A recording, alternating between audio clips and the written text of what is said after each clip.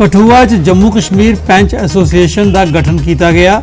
नवी बनी दी एसोसीएशन ने सरकार शाह मांग की जे ग्राएं दे विकास कम्मे च उन्हें भी शामिल किया जा, उन्हें ID कार्ड मुहैया कराए जान, उन्हें नज़रअंदाज नहीं किया जा।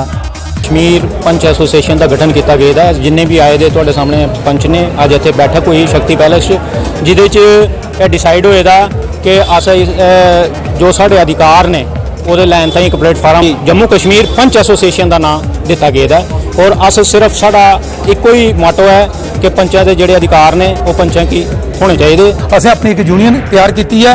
क्यों की तैयार कि अगर साढ़े कन्नै कोई गलत करग तो असें वो बर्दाश्त नहीं करगे।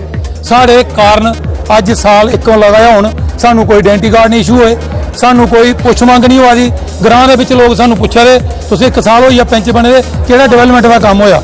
साडी रिक्वेस्ट है तुहाडे अगे कि साडी खबर उपर पजाओ, लोकें गी फायदा होना चाहिए। सारे यहाँ एकता मंच बनाया उहदे कन्नै असें लोकें जिन्ने भी बाहर मैसेज देना चाहते हैं कि अस थोड़ा कम हल करगे और बिना कोई भी कम के अस करगे लेकिन कम नहीं होता लोग असें पकड़ना मारा क्यों नहीं गए। असें नहीं आख्या गौरमेंट की भला अस आखने कि 1000 रुपया भी नहीं लो लेकिन कम से कम ईमानदारी कन्नै कम करवाओ।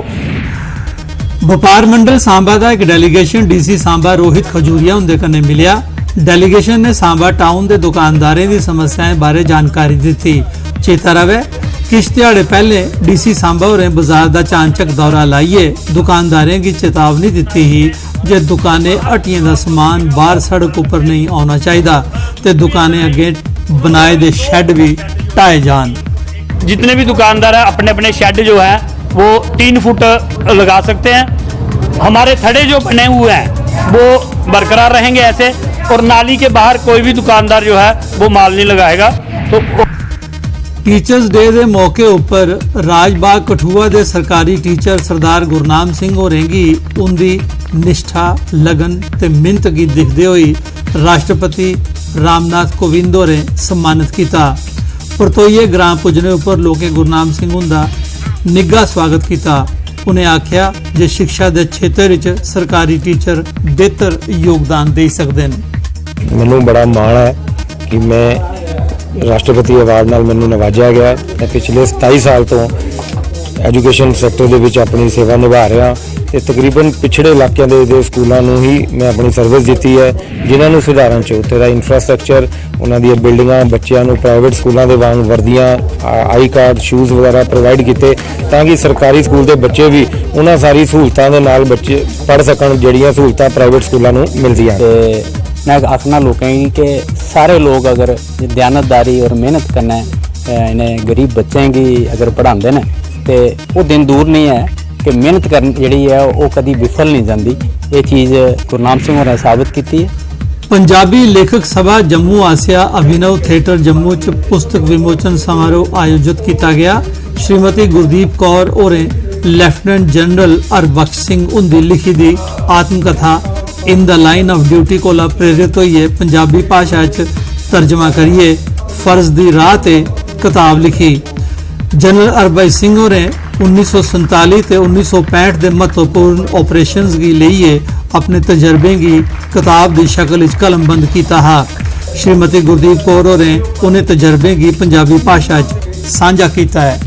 इंग्लिश पढ़ी ना तो मैं इतनी प्रभावित हुई कि मैनू लग्या कि ये पंजाबी च होए ते साडे पंजाबी पाठक वर्ग है या साडे नौजवान पीढ़ी है वो भी पढ़ेगी तो उन्होंने समझ आएगी कि किस तरह की फौजी जीवन की संघर्षमय जीवन उनका अपने बहुत घालना है।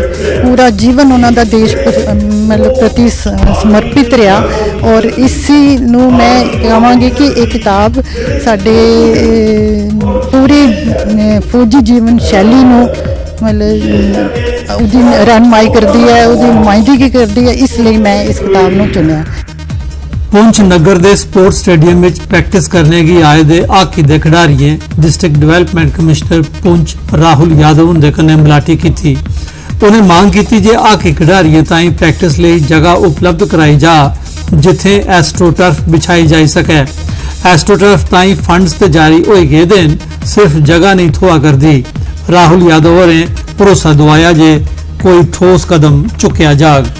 पुंछ में एक एस्ट्रोटर्फ आया उसमें जो कि अभी तक जो है बॉयज़ हायर सेकेंडरी स्कूल है, जो उसके ग्राउंड में जो है बेसिकली हमने वो एस्ट्रोटर्फ को इंस्टॉल करना है। लेकिन क्योंकि वहाँ पे जो स्कूल एडमिनिस्ट्रेशन है उनकी तरफ से कुछ रिजर्वेशन दिखाए जा रहे हैं, सो बच्चे जो है अपना पक्ष रखने के लिए कि उनको क्या, क्योंकि यहाँ पे हमारे पुंछ में काफ़ी अच्छा टैलेंट हॉकी का है, तो बच्चे अपना पक्ष रखने के लिए कि उनको क्यों यहाँ पर एस्ट्रोटर्फ चाहिए। उधमपुर जिले के लड्डा इलाके के थनीधार हाई स्कूल के विद्यार्थियों ते ग्रां के लोकें चीफ एजुकेशन अफसर उधमपुर के खिलाफ विरोध प्रदर्शन किया ते समरोली थार जम्मू श्रीनगर जरनैली सड़क की जाम किया।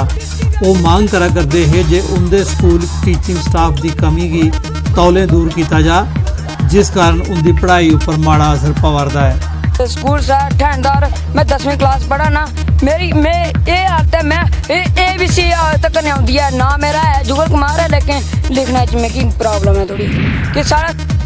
सांबा जिले के हल्का पंचायत बागला सुचैनी की सरपंच वेद जमवाल होरें पंचायत घर बागला सुचैनी च मुफ्त मैडिकल कैंप लवाया। कैंप च अखियों के मरीजों का फ्री आई चैकअप किया गया, जिंदे अखी के ऑपरेशन करने की लोड़ है भविख च उनके मुफ्त ऑपरेशन कराए जांगन। वेद जमवाल होरें पंचायत के लोगों की हर मुमकिन सुविधा मुहैया कराने की गल आखी। हमने एक मेडिकल कैंप जो है वो ऑर्गेनाइज किया हुआ है, इसमें हम आइज़ का मुफ्त में इलाज करवा रहे हैं। तो मैंने अपनी पूरी पंचायत में ये मैसेज पहुंचा दिया था कि ज़्यादा से ज़्यादा लोग आके इस कैंप का जो है वो फ़ायदा उठा सकें। तो बहुत सी तादाद में लोग आ रहे हैं, तो वो अपनी आंखों के इलाज के लिए यहाँ पे बता रहे हैं। और बहुत सी ऐसी लेडीज़ और जेंट्स बच्चे भी आए हैं जो BPL के लिए करते थे, रिजर्व करते थे। जो सारा कैंप है वो ये मुफ्त का कैंप लगाया हुआ है हमने। तो एज ए सरपंच मेरी ये कोशिश रहेगी आगे भी कि मैं और भी जो मेरे से कैंप, मैं चाहूँगी कि और भी कैंप में ऑर्गेनाइज। पुंछ नगर के महला पावर हाउस स्थित शिव दुर्गा भैरव मंदिर भगवान गणेश जी का पंडाल सजाया गया है। पंडाल बडले 8 बजे थमा दोपहरी 12 बजे तोड़ी जग किया गया। जग बड़ी गिनती श्रद्धालु ने हिस्सा लेता, बाद भंडारा भी लाया गया। जैसा कि आप देख रहे हैं कि हर वर्ष की बात इस वर्ष जो है बड़े ही धूमधाम के साथ गणपति महोत्सव यहाँ प्राचीन शिव दुर्गा भैरव मंदिर पावर जो मनाया जा रहा है, उसी के उपलक्ष्य में जो हर वर्ष एक यज्ञ का आयोजन किया जाता है उसी महोत्सव के बीच में। तो आज इसी श्रृंखला को कायम रखते हुए आज आप देख रहे हैं कि यहाँ एक यज्ञ का आयोजन किया गया है और बहुत ही बड़ी संख्या में जो है वो श्रद्धालु जो है वो इस यज्ञ के जो। उधमपुर जिले 20 बरे पहले शिवनगर थमा कैठ गली तोड़ी प्रधानमंत्री ग्राम सड़क योजना तहत सड़क बनाने का काम शुरू हुआ है, लेकिन यह काम अजे तोड़ी मुकम्मल नहीं हो सकिया है। इस मूजब कई पंचायतें के लोगों की बड़ी मुश्किल हो रही है।